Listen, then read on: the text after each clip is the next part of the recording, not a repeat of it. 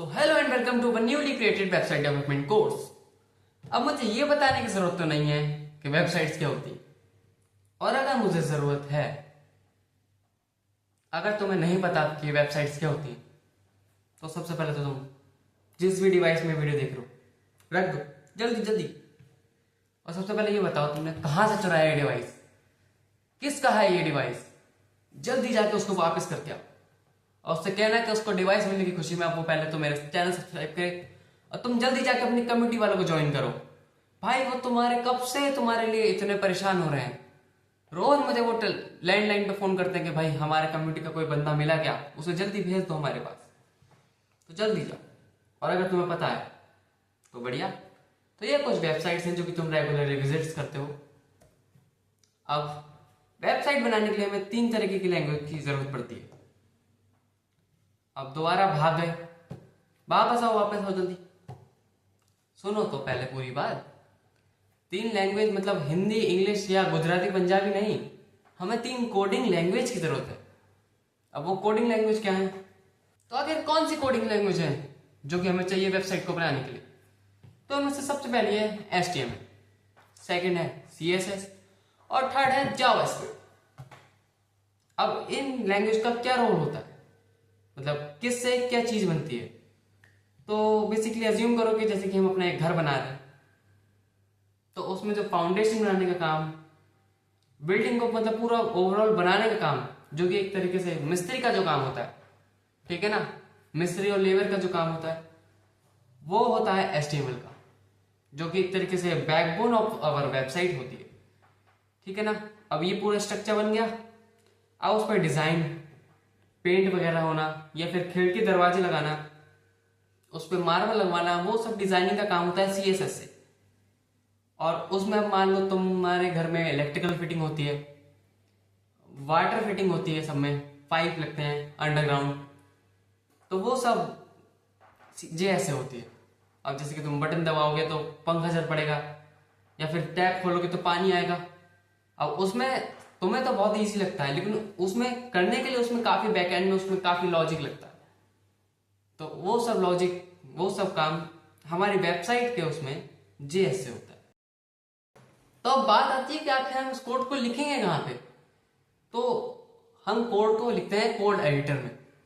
और हम कौन सा कोड एडिटर यूज करने वाले हैं, क्योंकि कोड एडिटर तो काफी सारे होते हैं। तो हम जो कोड एडिटर यूज करने वाले हैं अपनी इस सीरीज में, उसका नाम है VS कोड।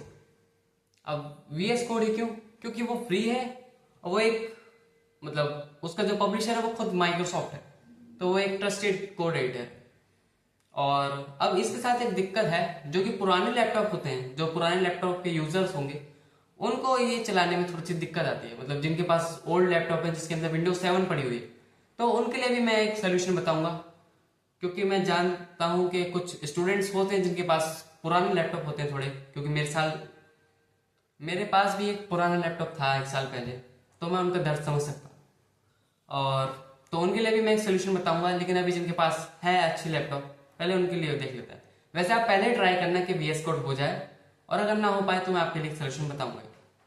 तो आपको VS कोड डाउनलोड करने के लिए जस्ट, अगर आपका विंडोज लैपटॉप है तो अपना माइक्रोसॉफ्ट स्टोर पर जाके और VS कोड सर्च कर देना है और उसको इंस्टॉल कर लेना है। नहीं तो फिर आपको अपने ब्राउजर पे जाना है और सर्च करना है VS कोड, यहाँ पे डाउनलोड फॉर विंडोज या फिर डाउनलोड फॉर मैक, डाउनलोड कर लेना है उसको। और उसके बाद उसमें कुछ सेटअप करने पड़ते हैं VS कोड में, तो मैं आप वो सेटअप बताता हूँ आपको। तो आप जैसे ही अपना VS कोड खोलोगे तो आपका कुछ ऐसा सा इंटरफेस आएगा।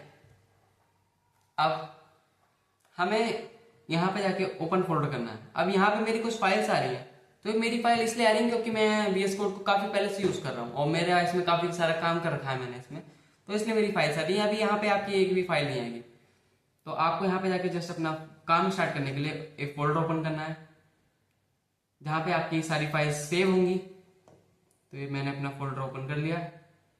अब हमें एक एक्सटेंशन डाउनलोड करना है जो कि हमें हेल्प करेगा अपनी वेबसाइट को बनाने में, तो उसका नाम है लाइव सर्वर। तो आपको इसको इंस्टॉल कर लेना है। अब इंस्टॉल करने के बाद हमें अपनी फर्स्ट फाइल क्रिएट करनी है, और हमारे जो फर्स्ट फाइल जो कि हम HTML में बनाते हैं, उसका नाम होता है index.html। अब index.html क्यों? क्योंकि ब्राउजर का एक वो फीचर होता है, मतलब ब्राउजर पे कह सकते हैं कि होता है कि अगर हम अपना फाइल का नाम index.html सेव करें तो वो ऑटोमेटिकली उसको हमारे एज ए होम पेज ले लेता है। नहीं तो हमें अगर ऐसा ना करें तो हमें कोड करके ब्राउजर को बताना पड़ता है कि ये हमारा होम पेज है। तो जब हमारे पास इजी ऑप्शन है तो हम क्यों ना करें, तो हम इसका नाम index.html से सेव कर देंगे। अब VS कोड का एक फीचर है कि वो हमें इनिशियल कोड जो कि हमें वेबसाइट बनाने के लिए चाहिए होता है, वो ये वाला साइन लगाने के बाद एमिट एब्रिविएशन से पूरा हमारा इतना कोड मिल जाता है। मतलब इतना हमें कोड याद करने की जरूरत नहीं है, ऑटोमेटिकली इतना हमें कोड मिल जाता है। अब हमें अपना जो वेबसाइट का नाम चेंज करना होता है, टाइटल, वो यहाँ पे हम डाल सकते हैं। तो फिलहाल अभी हमारा वेबसाइट का नाम वेबसाइट ही रहेगा, इसको चेंज कर देते हैं वेबसाइट। अब HTML में अपनी वेबसाइट को क्रिएट करने के लिए हमें यूज करने पड़ते हैं टैग्स, और वो टैग हम लिखते हैं इस बॉडी के बीच में, यहाँ पे स्पेस बना लेते हैं। अब वैसे तो एक रोड मैप वीडियो थी जिसमें हमने VS कोड का इंस्टॉलेशन भी सीख लिया, लेकिन मैं अब आपको खाली हाथ तो नहीं जाने दूंगा, तो 2-3 टैग सीख ही लेते हैं। तो सबसे पहले जो टैग आता है HTML में वो होता है हेडिंग टैग। अब इसका नाम ही आपको बता रहा है कि क्या काम करता है, मतलब बेसिकली एक हेडिंग बना देता है। तो इसको लिखने का तरीका काफी मतलब ईजी है। आप और मतलब H बनाएंगे ऐसे ही, और इसकी जगह बड़ा H भी बना सकते हो, मतलब कैपिटल में। लेकिन ये ध्यान रखना कि दोनों साइड सेम ही हो, या तो दोनों साइड कैपिटल में हो या फिर दोनों साइड स्मॉल में हो, ये थोड़ा सा आपको ध्यान रखना है। और आपको जो भी हेडिंग बनानी है वो इन दोनों के बीच में बनानी है। अब ये इसकी एंडिंग है और ये इसकी स्टार्टिंग है।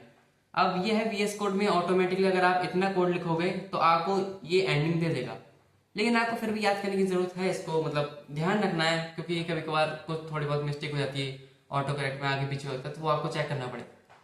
अब हमें जो हेडिंग बनानी है, जैसे कि सबसे पहले हम लिखेंगे, जो कि हर प्रोग्रामिंग लैंग्वेज है एक तरीके से कहते हैं स्टार्टिंग का वो जो कोड होता है, हेलो वर्ल्ड, हेलो वर्ल्ड। अब हमने जो लाइव सर्वर डाउनलोड किया था उसका क्या काम था, तो उसका जो काम है, अगर हम राइट क्लिक करेंगे तो यहाँ पर ओपन विद लाइव सर्वर का ऑप्शन आ रहा है। अगर हम इसे क्लिक करेंगे तो ये हमारा एज ए वेबसाइट रन होने लगा। मतलब चाहे तो हम इतने को भी अपलोड कर सकते हैं एज ए वेबसाइट, लेकिन हाँ हमें उसके लिए डोमेन होस्टिंग खरीदनी पड़ेगी, उसके बाद उस फाइल्स को अपलोड करना पड़ेगा, वो खैर बात की बात है।